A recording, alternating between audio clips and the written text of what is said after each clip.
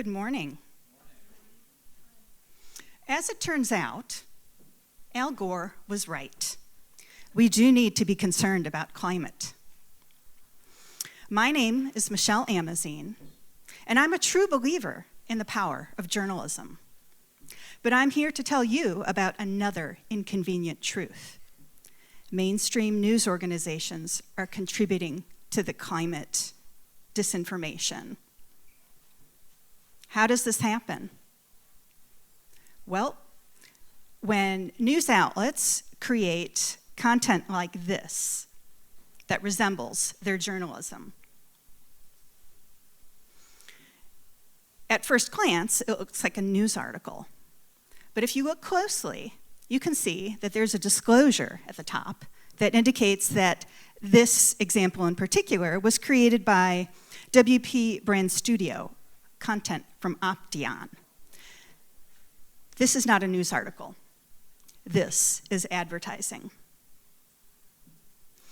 This is a practice called native advertising, which is a type of covert marketing practice where an ad mimics or appears native to the platform on which it appears. It camouflages its commercial intent.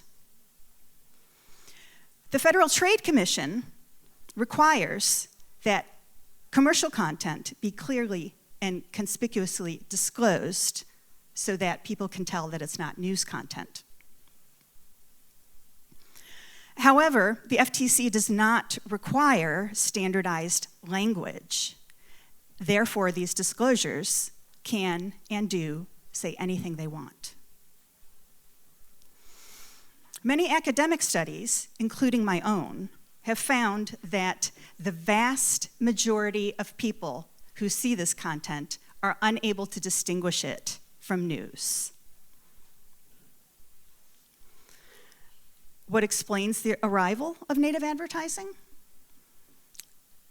First, the emergence of the internet and digital media. Second, we see in this image here, the blue line represents news revenue. We see around the year 2000 that advertising revenue goes over a cliff.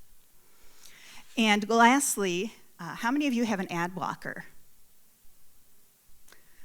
So all three of these things have contributed to the demise of the news industry. They're in financial crisis. So to try and recoup some of this lost revenue, most national news organizations have created in-house content studios, separate from their newsrooms, that create native advertising on behalf of corporate and special interest groups. Besides deceiving audiences, a second concern with native advertising is that when shared on social media, the FTC mandated disclosures often disappear, about half the time, according to my research. Here's two examples. It looks like I'm sharing news articles from the Washington Post. These are actually ads. This is an example of what proper disclosure looks like. This is a New York Times native ad, and you can clearly see the paid post disclosure is still with the content as it is supposed to be. Not only are native ads difficult for the public to recognize, especially when the disclosure disappears on social media, but there are also concerns about how it affects journalistic integrity. A 5-year analysis of native ads that ran in the New York Times, the Washington Post, and the Wall Street Journal revealed that the presence of native advertising for a corporation tended to suppress ensuing news coverage of that company for approximately half the companies that we studied.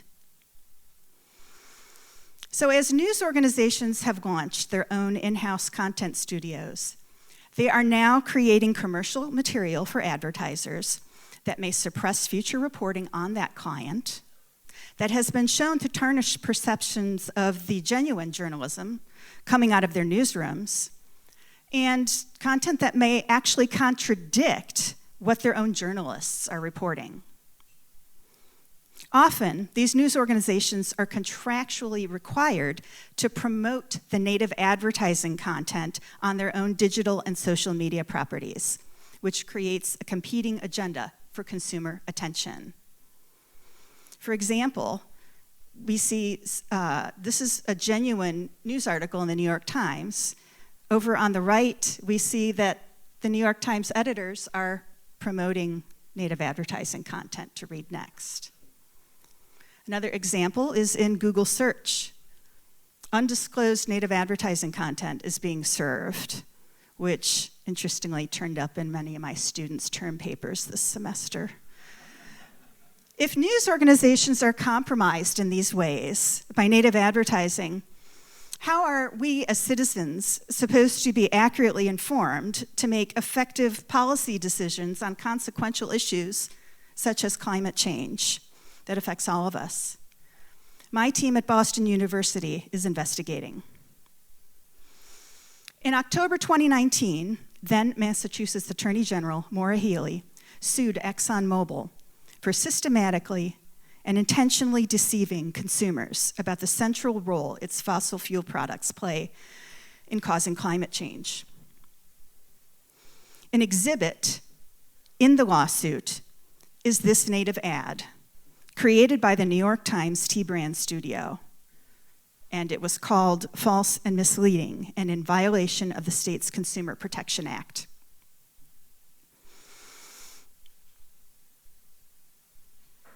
We conducted an experimental survey among a nationally representative sample of over 1,000 US adults using the actual native ad as it appeared when shared on Facebook, as you see here, along with comments from an undisclosed social media user summarizing the ad.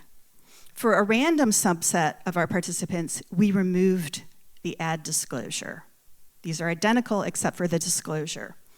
Our preliminary results indicate that participants exposed to the native ad with a disclosure were more likely to agree that the purpose of the post was to promote the ExxonMobil brand compared to participants who did not see the disclosure, suggesting that disclosures are effective at signaling commercial content. Before exposure to the native ad, some of our participants were also exposed to one of two fictitious intervention messages from UN Secretary General Antonio Guterres that we created. Designed to psychologically inoculate people from influence, these messages forewarn participants about the techniques and facts being used in advertising campaigns by self-interested actors. We found both messages were equally effective in reducing susceptibility to influence, which is good news. In other preliminary results, we found agreement with misleading claims was greater for those exposed to the ExxonMobil ad, shown by the red bar in this chart, than for a control group who did not see the ad, represented by the green bar. The misleading claims included companies like ExxonMobil are investing heavily in becoming environmentally friendly, and ExxonMobil is investing heavily in alternative fuels like algae and farm waste. This provides evidence that the ExxonMobil ads influence beliefs. But what about those exposed to the inoculation messages? The yellow bars in the middle show that our inoculation messages help to significantly reduce susceptibility to the ad's claims, but did not completely eliminate the effect. This suggests that inoculation messages have promise, but one concern about them is that they may make people skeptical of even true claims. We tested that as well. We found that belief in a true claim, such as climate change will affect the Earth negatively, was no different between any of the groups. This is good news. I leave you with 3 takeaways from our research.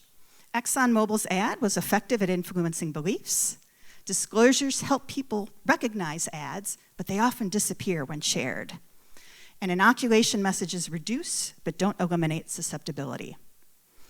As disinformation spreads throughout media platforms around the globe, an institution positioned as a bulwark to this threat, the news media, have been compromised by its embrace of native advertising. Regulations that tinker around the edges to make native advertising less bad may be too little, too late. For as I've tried to demonstrate, advertisers have now colonized news organizations and are affecting the news agenda that digital news consumers are exposed to. Returning to that inconvenient truth, advertisers can now offer an alternate reality on all the news that's fit to publish, one that is not only legitimized by news organizations, but also created by them. My name is Michelle Amazine, and I'm reminding you to be critical consumers of media. Thank you.